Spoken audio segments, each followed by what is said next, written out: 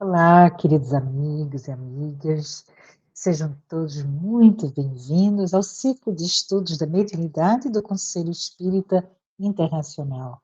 Esse programa, como já sabemos, é uma iniciativa da área de estudo e prática da mediunidade do SEI, e ele é dedicado ao estudo sério, responsável e fundamentado nas obras espíritas, sempre à luz da orientação dos espíritos superiores.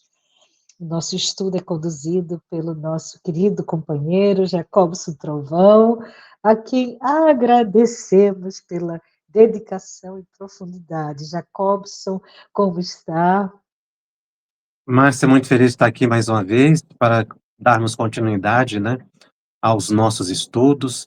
É sempre uma oportunidade muito gratificante e eu que agradeço imensamente o SEI por nos permitir esse momento. Exatamente, muito bom.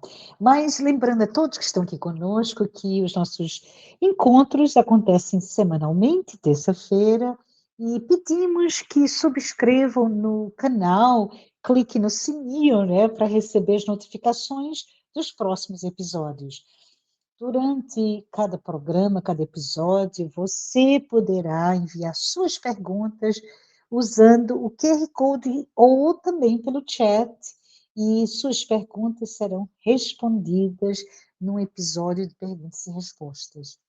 Mas estamos muito felizes de também anunciar que nosso programa, que tem um conteúdo original em português, não é, mas está sendo legendado em várias línguas: inglês, espanhol, italiano, alemão e holandês. É fantástico. Eu ia dizer amazing, mas aqui vamos falar em português. E agradecemos o esforço maravilhoso e em conjunto das diversas federações espíritas que compõem o SEI.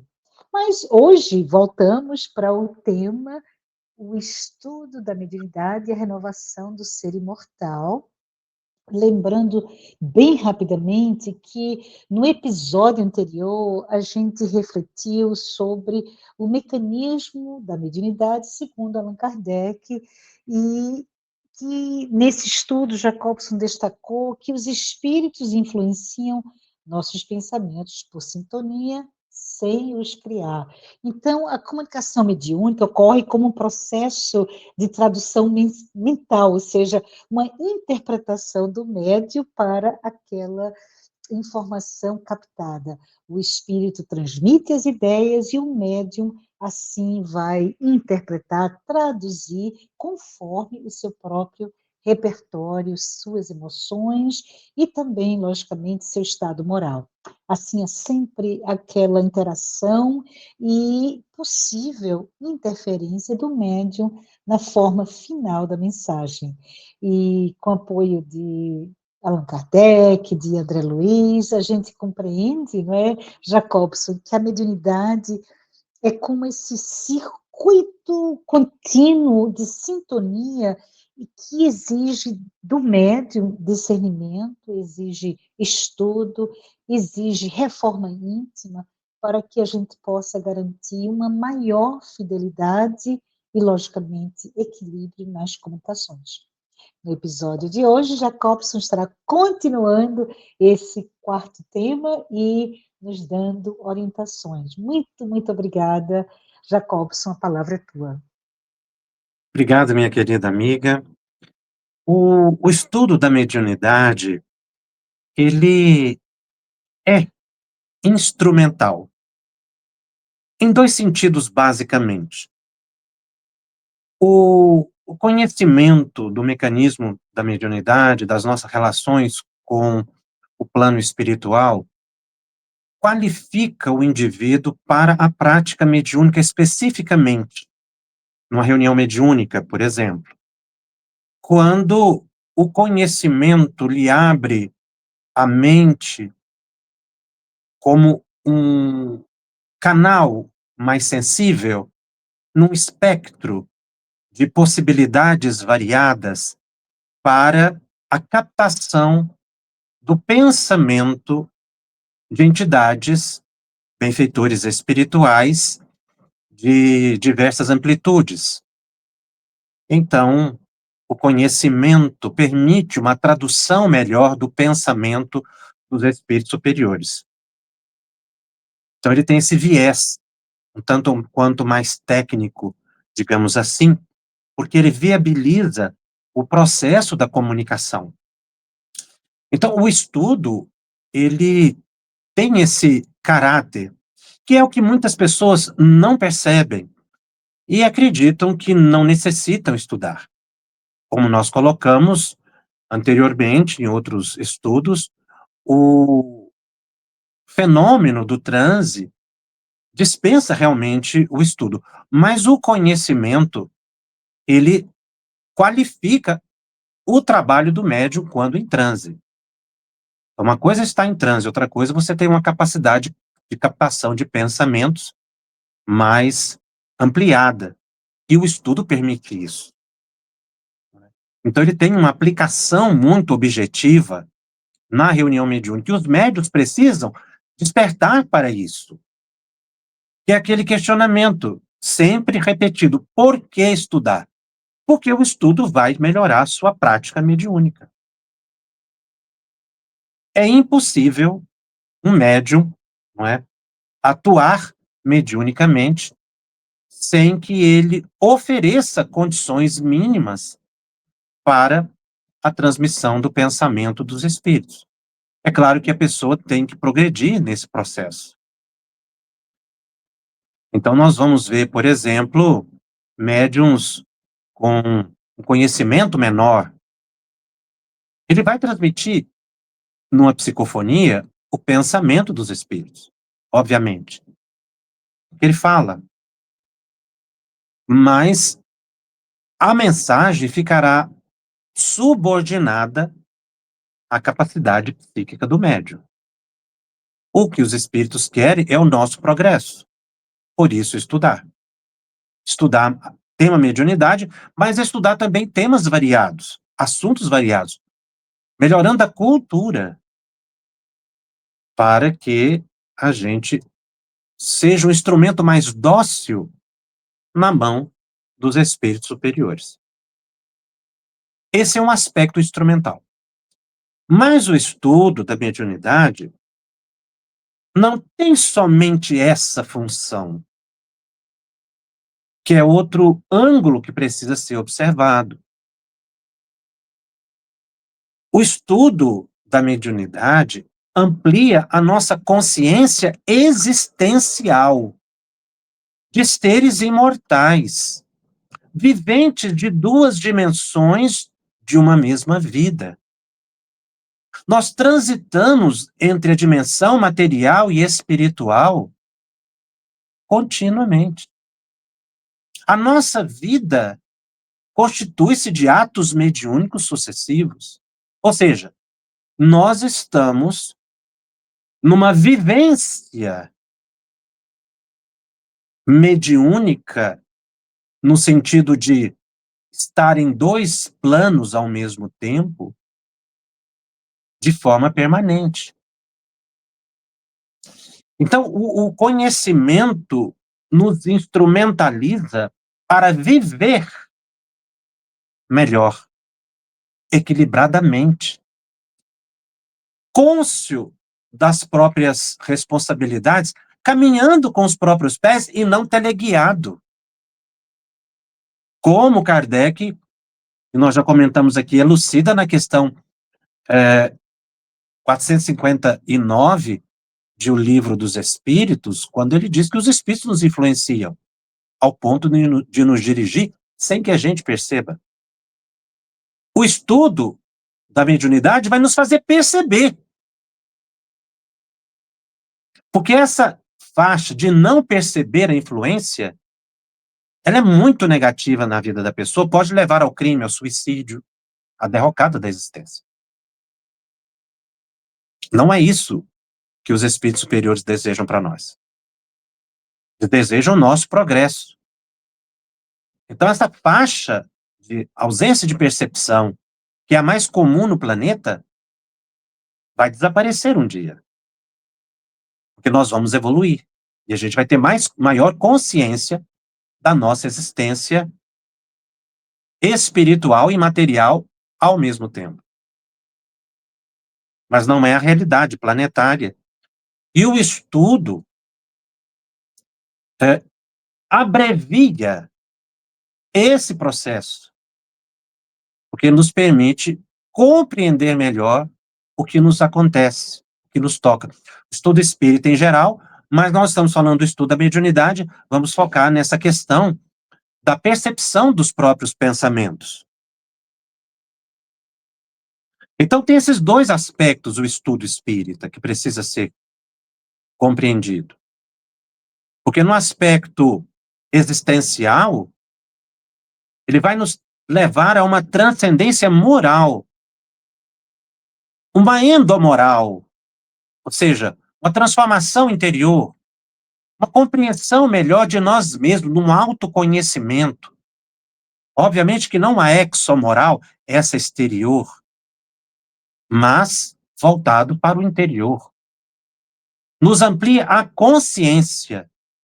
Não se pode falar em estudo de consciência sem compreender mediunidade. Porque quando a gente estuda a consciência sem a mediunidade, nós estamos limitados a uma percepção endógena.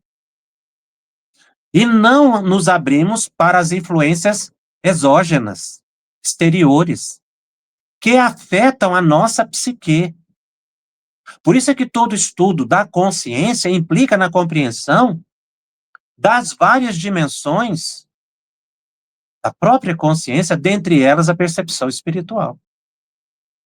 Sem a compreensão da percepção espiritual, o estudo da mente fica limitado a percepções materiais, aquilo que se vive no cotidiano, e não a transcendência da vida. Por isso é que o aspecto do estudo consciencial, ele se enriquece, ele se amplia, e nos permite ver melhor, porque nós somos espíritos.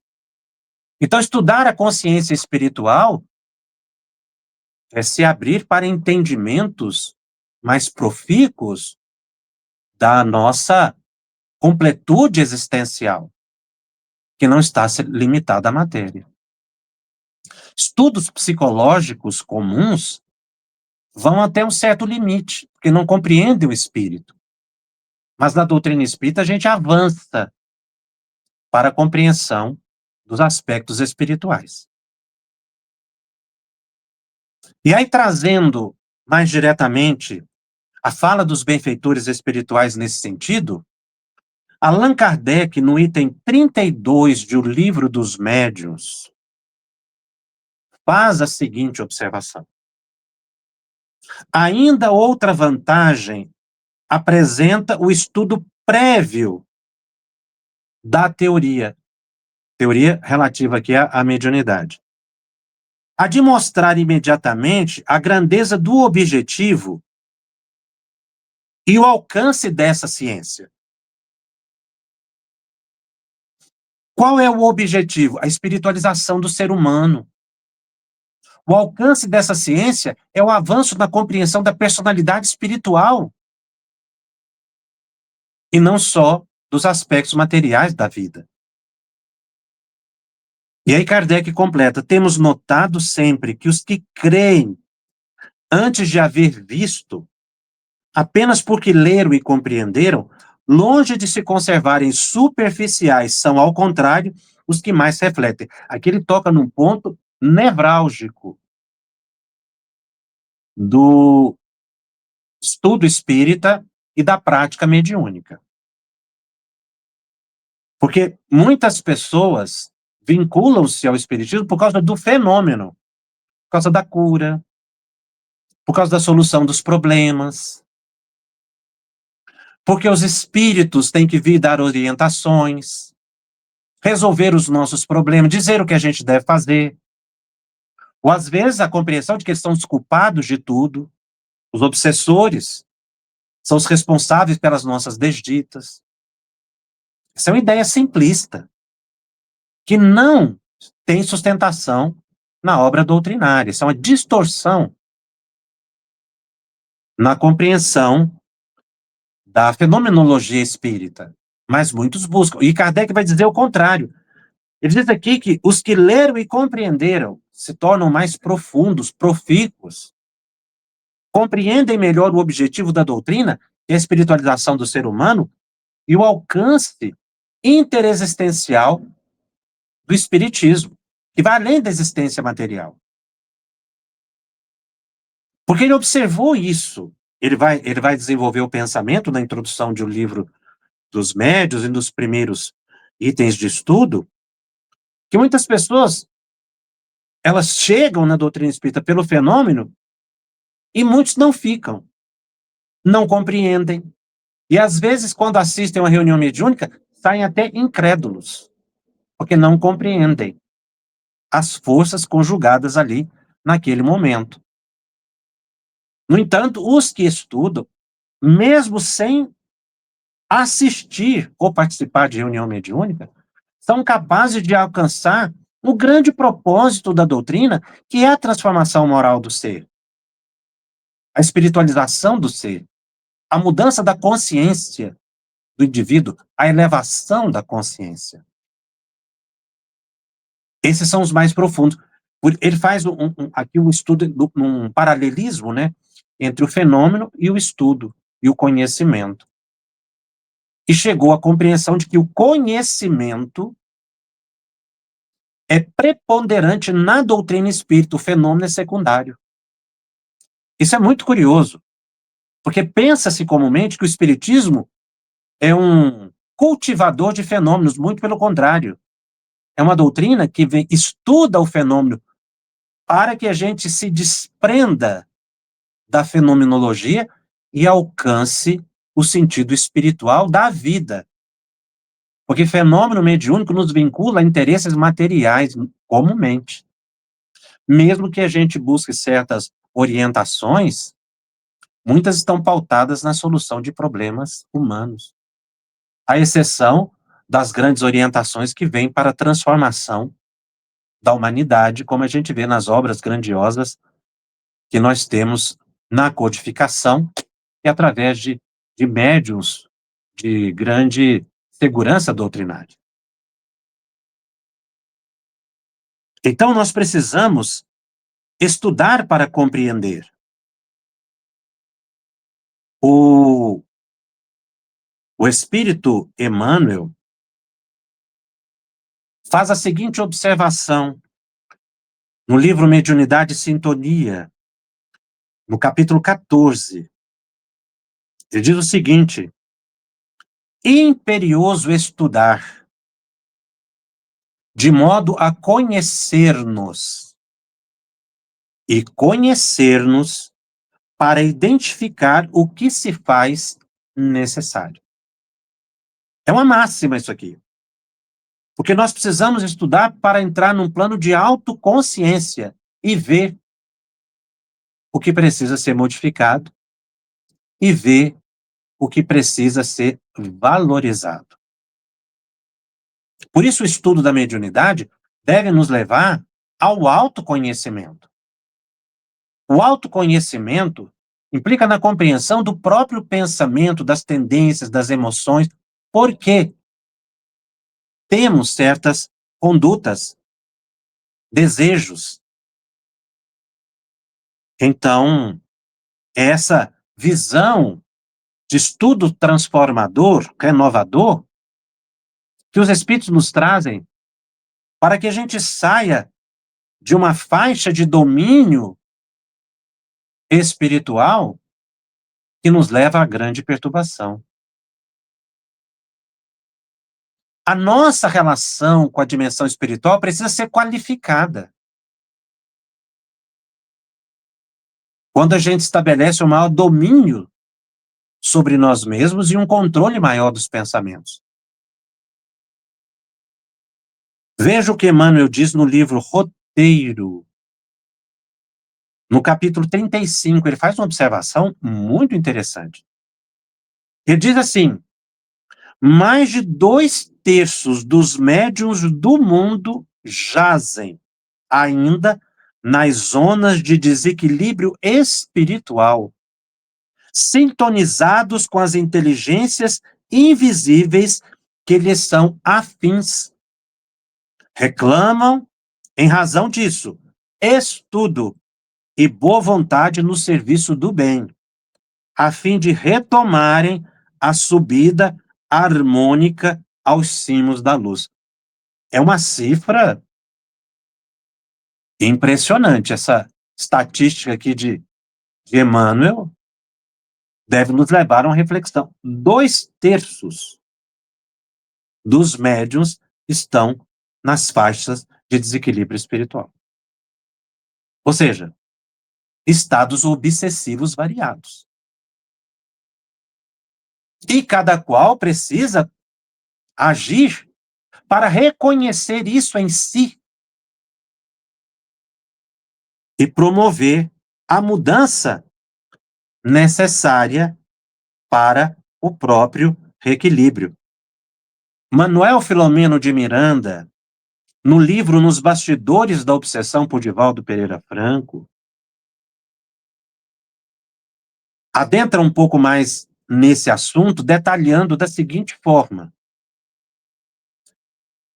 quando você escutar nos recessos da mente uma ideia torturante que teima por se fixar, interrompendo o curso dos pensamentos, quando constatar imperiosa, atuante força psíquica interferindo nos processos mentais,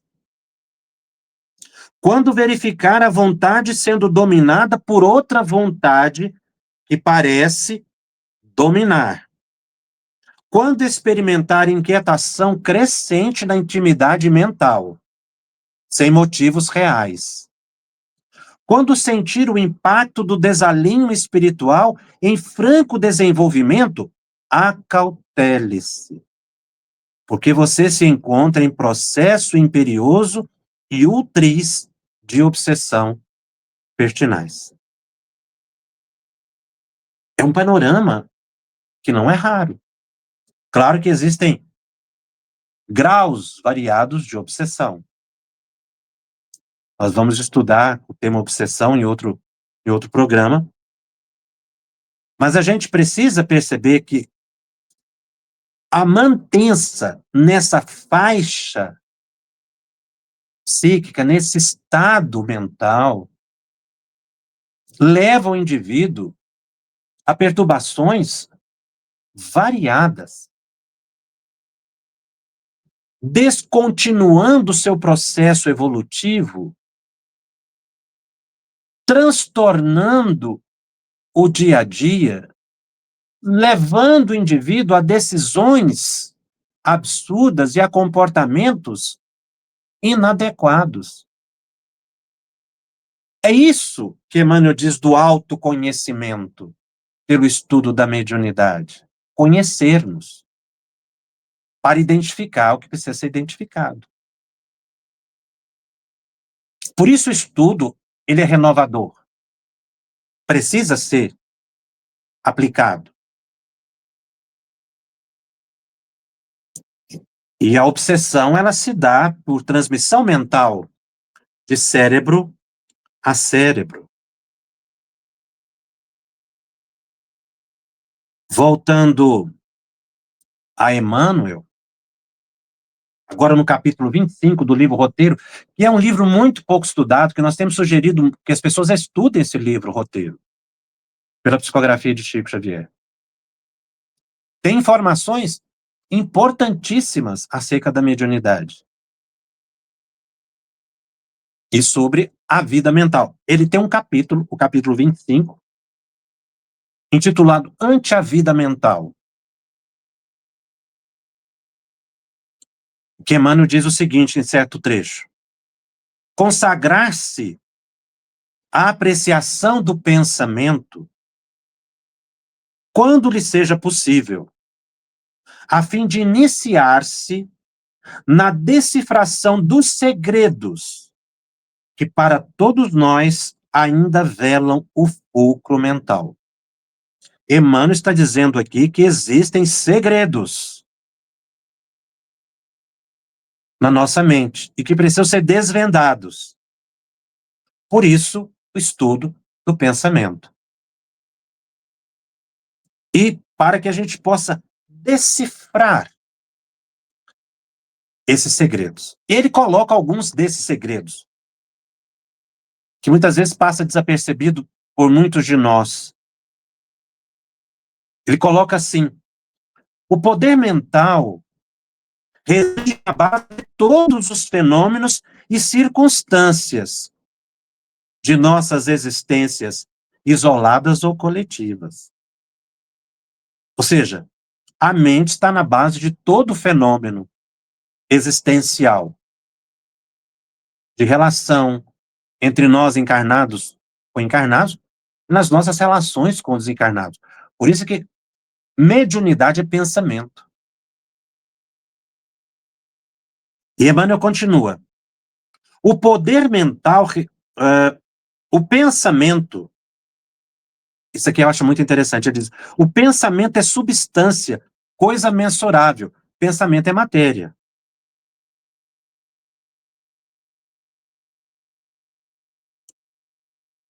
E é mensurável, ou seja, o pensamento tem peso.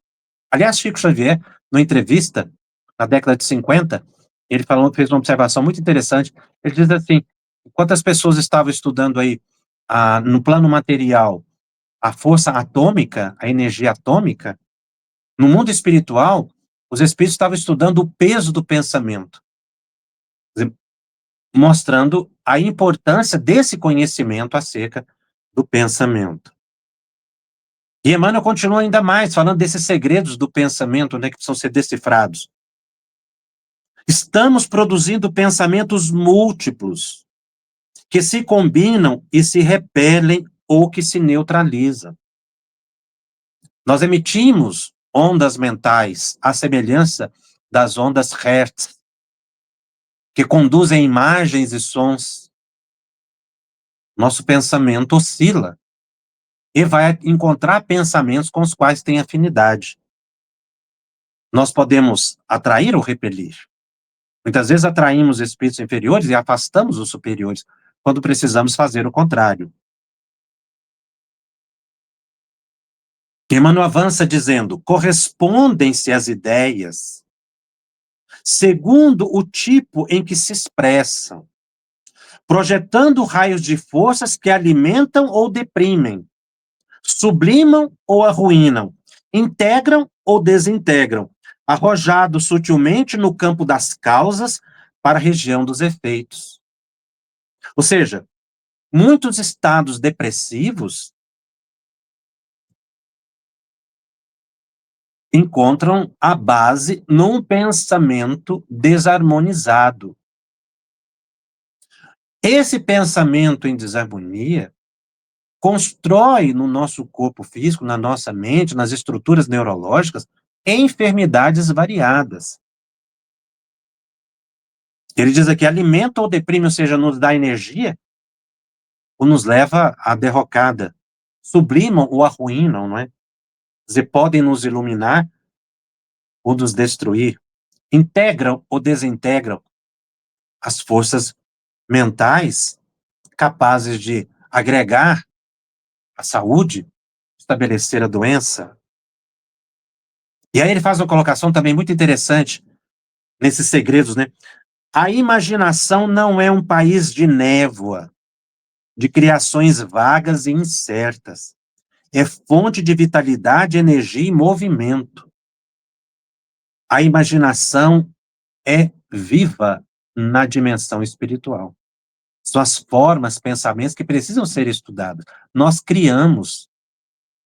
Kardec já havia observado isso, esse pensamento de Emmanuel aqui concorde com o pensamento de Kardec, contido no livro A Gênese, no capítulo em que ele trata dos fluidos.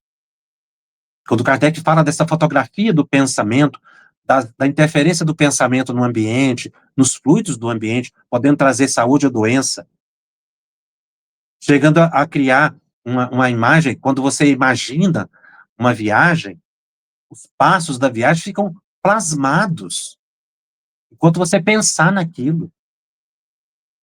E os espíritos vão mostrar que essas imagens, elas têm vitalidade, porque elas são parcelas, são construídas por parcelas de fluido vital e podem desenergizar o indivíduo enquanto se pensa negativamente, o corpo enfraquece. Porque essas formas mentais começam a interagir com o indivíduo, causando grande perturbação.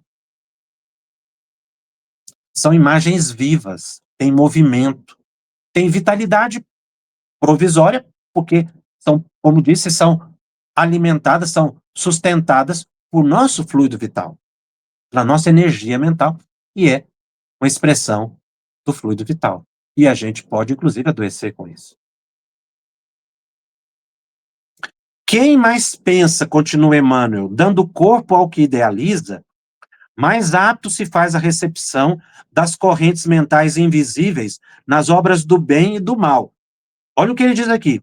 Quanto mais se pensa, ou seja, quanto mais você fica focado numa ideia, você está construindo e atraindo forças positivas ou negativas.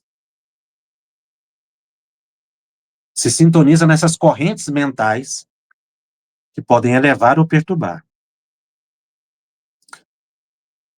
E conclui nesse capítulo dizendo: quanto se adaptarem ao reto pensamento e à ação enobrecedora, se fazem preciosos canais de energia divina. Então veja, a pessoa quer trabalhar mediunicamente, deseja ser um canal das forças espirituais elevadas, mas não estuda e não busca a transformação moral. Então a sintonia não se dá. O que ele diz aqui, o reto pensamento nos permite adaptar aos canais da energia divina, assim como a ação enobrecedora. Então, o reto pensamento e o comportamento elevado, positivo. O trabalho no bem. Nos permitem uma maior amplitude na percepção de pensamentos. E aí, no capítulo 26 desse mesmo livro, como que concluindo, porque são capítulos sequenciais, né? Eu tirei trechos de um e de outro.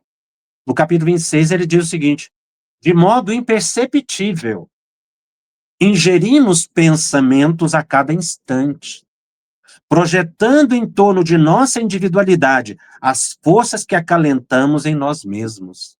Ingerimos pensamentos. Quer dizer, nós estamos assimilando pensamentos sem nenhuma oposição.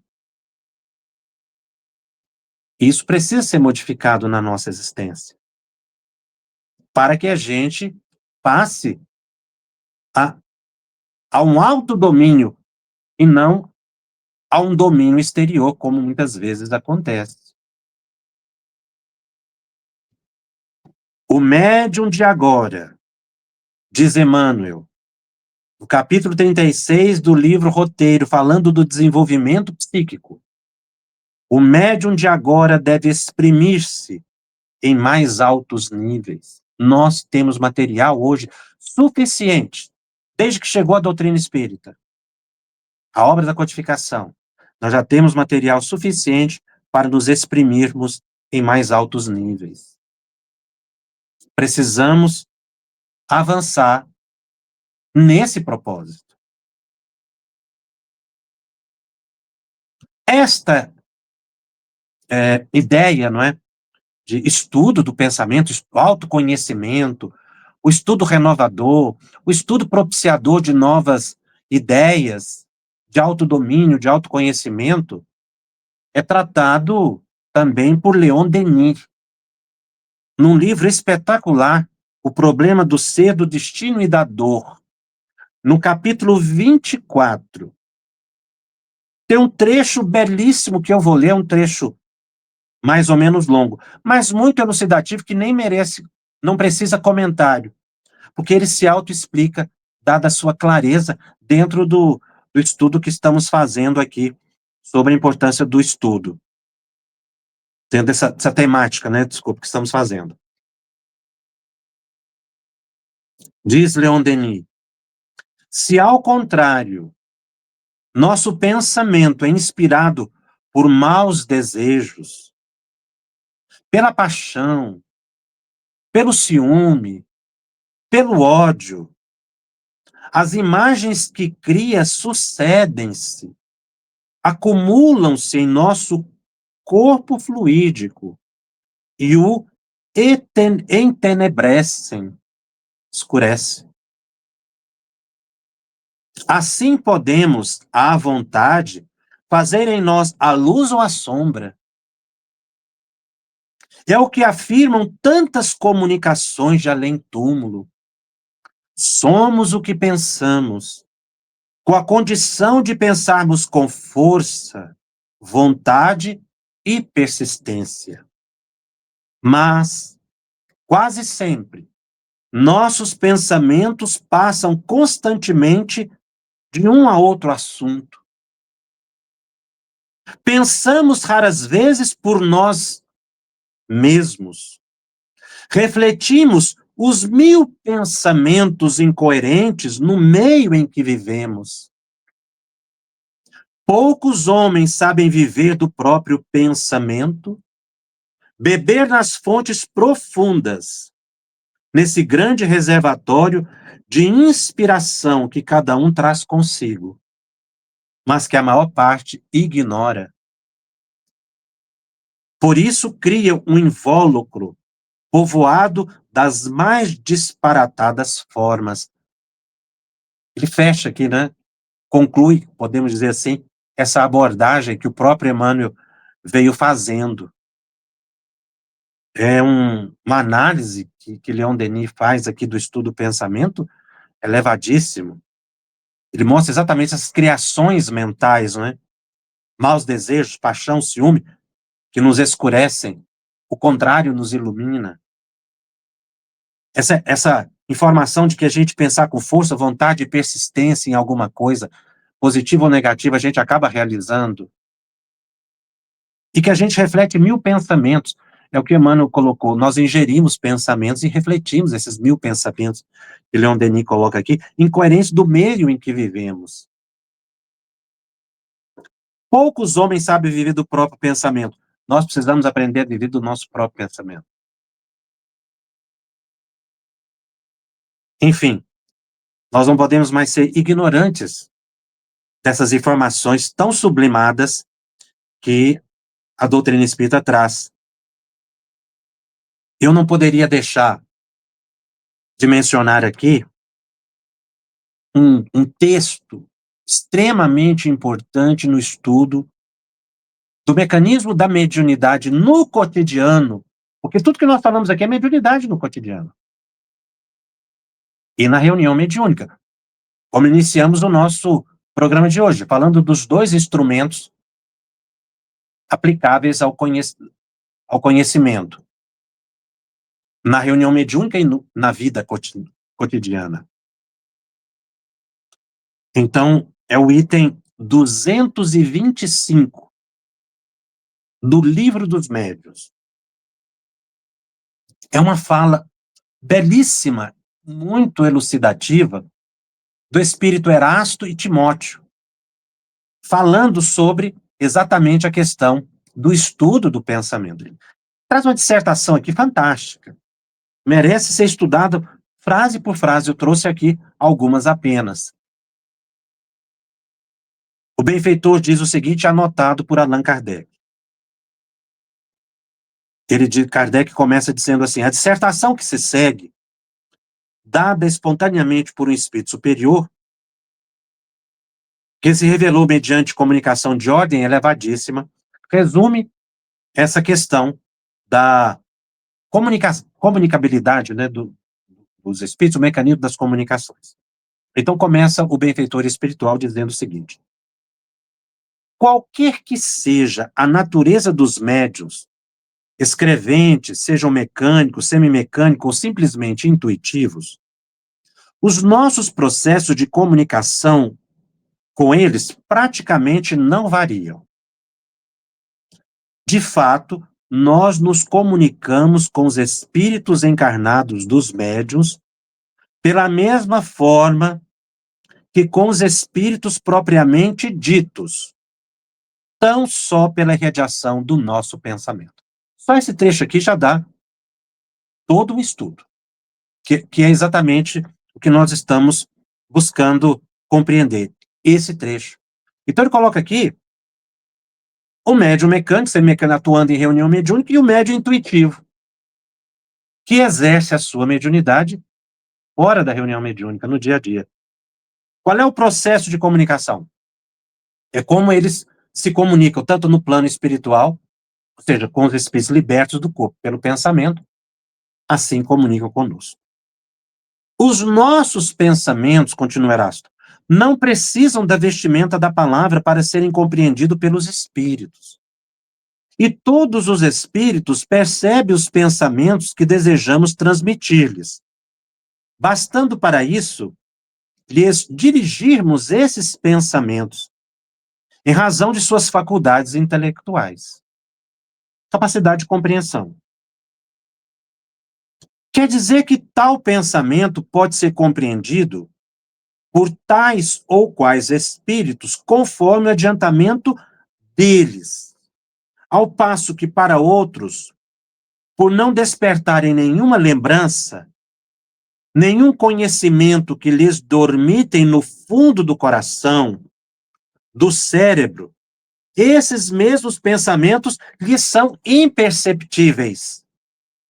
Aqui ele deixa clara a importância do conhecimento desta vida ou de vida passada, que favorece a captação do pensamento dos espíritos. Então, se não tem nenhuma lembrança, nenhum conhecimento que lhes dormitem no fundo do coração do cérebro, esses pensamentos eles são imperceptíveis. Falando de espíritos inferiores, por que eles têm tanto acesso sobre a nossa mente? Porque nós temos lembranças inferiores. A maioria de nós, né? Nós temos conhecimentos que estão adormecidos, arraigados à materialidade, à ausência da prática do bem, ou registrados no nosso cérebro dessa vida mesmo. O desânimo, o ciúme, o ódio, a malevolência, o desejo do mal. São matrizes que facilitam a captação e a compreensão do pensamento dos espíritos inferiores. Então, essa informação dele aqui serve nos dois aspectos. Conforme o adiantamento do médium, sua elevação moral, ele vai captar uma faixa de pensamento. A ausência de moralidade, a inércia no desejo de se melhorar, favorece a captação dos pensamentos inferiores. Então, por isso é que fica facilitado, porque a pessoa oferece a matriz, né? Predisponente do processo obsessivo, predisponente da sintonia negativa. E aí, Erasto vai dizendo assim, neste caso, o espírito encarnado que nos serve de médium é mais apto a exprimir o nosso pensamento a outros encarnados, embora não o compreenda, coisa que um espírito desencarnado mais pouco adiantado não poderia fazer se fôssemos obrigados a servir dele, porque o ser terreno põe seu corpo como instrumento à nossa disposição, o que o espírito errante não pode fazer. Aqui ele está explicando para Kardec por que se usa médium. Muitas vezes o médium que eles precisam utilizar não oferece muitos recursos, mas é a instrumentalidade que eles têm, porque eles não conseguiriam fazer isso no plano físico sem a participação do aparelho mediúnico.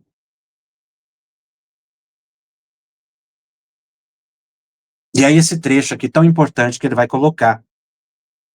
Assim, quando encontramos em um médium o cérebro repleto de conhecimentos adquiridos na sua vida atual e o seu espírito rico de conhecimentos latentes, obtidos em vidas anteriores, suscetíveis de nos facilitarem as comunicações, preferimos nos servir dele.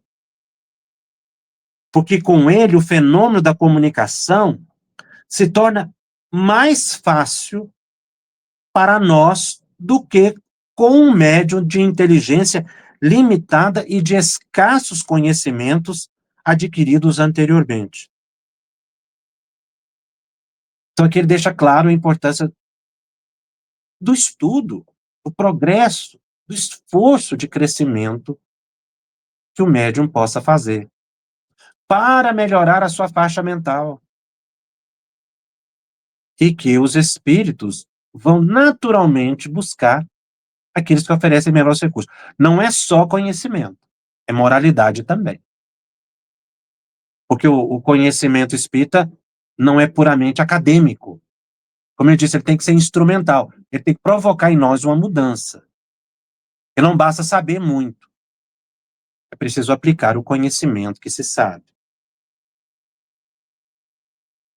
E aí ele vai detalhar um pouco mais, dizendo assim: com um médium cuja inteligência atual ou anterior se acha desenvolvida, o nosso pensamento se comunica instantaneamente de um espírito a outro, graças a uma faculdade peculiar,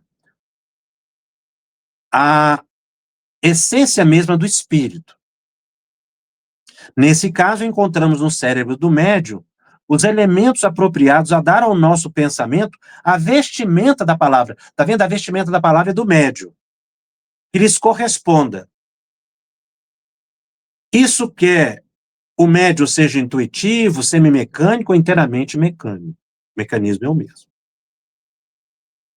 É por isso que, seja qual for a diversidade dos espíritos que se comunicam com o médium, os ditados que esse obtém, ainda que procedendo de espíritos diversos, trazem, quanto à forma e ao colorido, o cunho que lhe é pessoal. É a influência anímica na comunicação. Então, a ideia do espírito, a palavra é do médium. Nós estamos fazendo aqui um paralelismo, né, entre espíritos inferiores e superiores. Esta informação aqui aplicada a espíritos inferiores, vai acontecer o seguinte: o médium capta o pensamento. O pensamento é do espírito inferior. Mas a palavra é do médium. Correto? Isso implica no seguinte: o médium é responsável por aquilo que fala. Veio uma ideia negativa? Se o médium falar, a reunião mediúnica ou no dia a dia, a responsabilidade é do médium. Não se pode colocar na responsabilidade dos espíritos as falas inadequadas dos médiuns. Seja ele intuitivo, semimecânico ou mecânico, como nós vimos aqui. Então, o médium, ele tem um controle sobre o que fala. Para um benfeitor espiritual, vai transmitir com facilidade, com fluidez, sem inseguranças. Para a captação de pensamentos inferiores, muitas vezes no dia a dia, o médium tem que policiar o que fala. Cuidado com o que transmite, para não transmitir uma ideia negativa. Eu não sei se é um espírito que está me inspirando ou não. Nós ingerimos pensamentos continuamente. Então, muitas vezes, tem sempre um espírito que está mesclando o pensamento dele com o nosso. Mas a responsabilidade é do médium. Então, não basta dizer o espírito é culpado disso ou daquilo.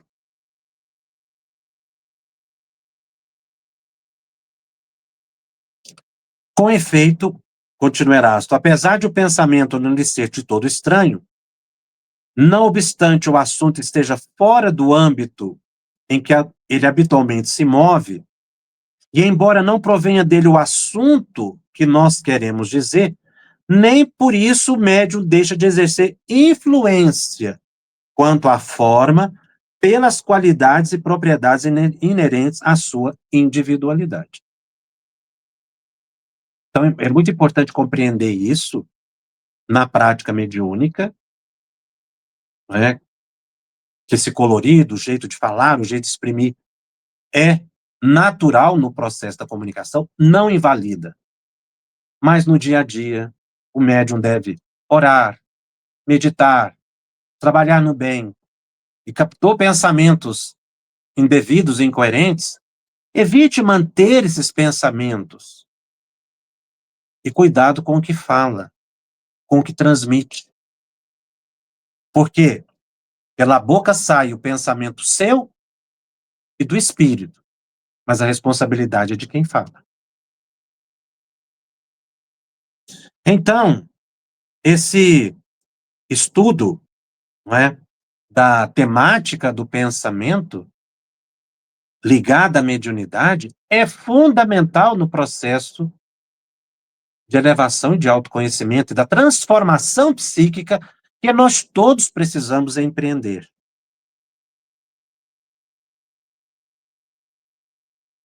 Sobre essa influência, o Erasto cria aqui uma imagem. Comparemos os médiuns a esses recipientes de vidro cheio de líquidos coloridos e transparentes que se servem nos mostruários dos laboratórios farmacêuticos. Pois bem, nós somos como as luzes que clareiam certos panoramas morais, filosóficos e internos através dos médios azuis, verdes ou vermelhos, de tal sorte que os nossos raios luminosos, obrigados a passar através de vidros mais ou menos lapidados, mais ou menos transparentes, isto é, de médios mais ou menos inteligentes, só chegam aos objetos que desejamos iluminar tomados a coloração, ou melhor, a forma de dizer própria e particular desses médios. Essa imagem, né, que o Espírito traz aqui, o médium é o vidro colorido. Alguns vão permitir passar mais ou menos, de acordo com a limpidez do conteúdo desse vidro, não é? Então, a faculdade mediúnica, com o patrimônio inerente de todos nós, a todos nós, precisa ser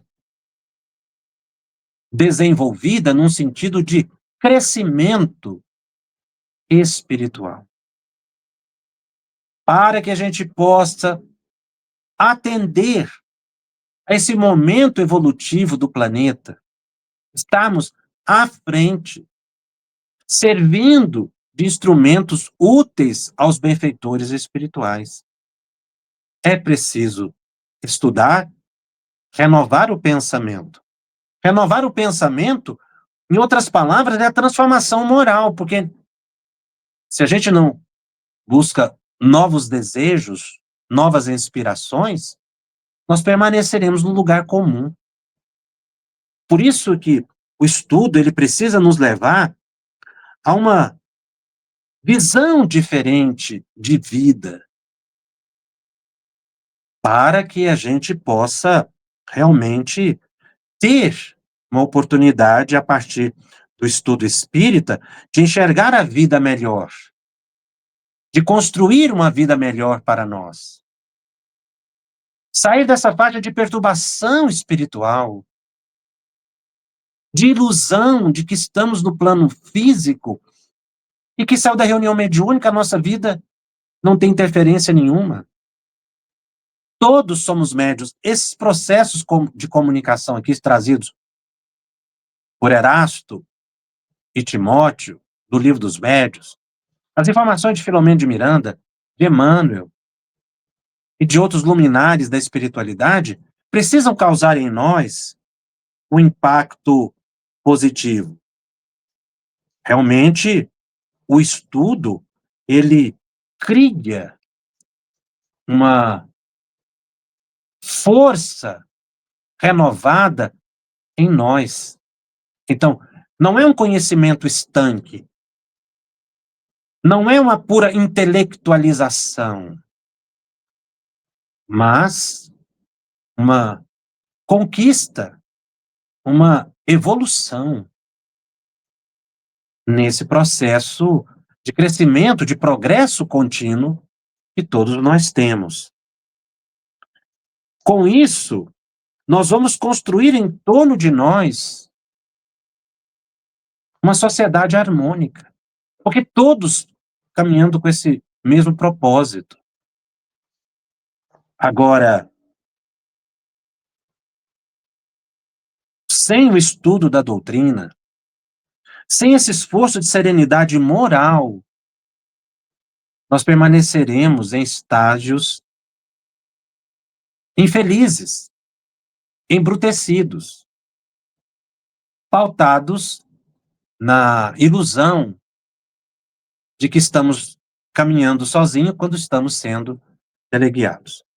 Daí a importância da educação da mediunidade, num sentido mais ampliado, ou seja, educar o indivíduo, porque a mediunidade a gente desenvolve pela prática. A frequência reunião mediúnica te dá o desenvolvimento mecânico, né, fisiológico do trânsito. Mas a educação do indivíduo, ela é imperiosa para que a nossa mente tenha um autocontrole e um autodomínio. Por isso que esse tema, não é, que os nossos estudos estão nos concitando aqui, ou seja, o estudo da mediunidade e a renovação do ser imortal é imperioso no dia a dia. Daí porque estudar. Estudar para viver. Viver cada vez melhor. Muito obrigado, Márcia, te devolvo a palavra. Muito obrigada a ti, Jacobson, porque as elucidações nesse segmento de hoje, do ciclo de estudo da mediunidade, é muito importante, e é bom a gente saber que estamos aqui te acompanhando, que essas referências que você sempre nos traz, nos ajuda também a procurar as outras obras e que vão nos elucidar sobre esse tema. Então, vamos estudar, não é? Então, a todos vocês que nos acompanharam hoje, deixamos o nosso convite, enviem suas perguntas pelo meio do QR Code, que está sempre disponível na tela. E se quiser assistir o programa novamente ao longo da semana, pode usar dessa mesma forma que a gente recebe.